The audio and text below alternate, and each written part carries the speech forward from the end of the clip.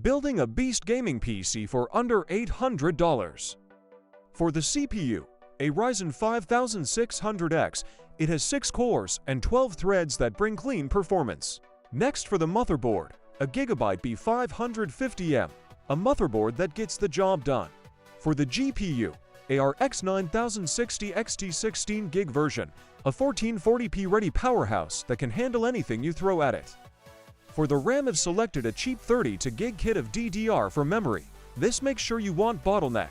Next up we got the 1TB Crucial Gen for SSD. Say goodbye to loading screens with this fast storage option. For the power supply, I've chosen the Montech PX 650W. This will be plenty to power the system. Lastly, for the case, we have a simple and clean airflow micro ATX case. This build is perfect for games like Apex, CS2, and Cyberpunk 2077. If you want the full parts list, hit the link tree in my bio. And if you want more builds and gaming content, give a follow to stay updated.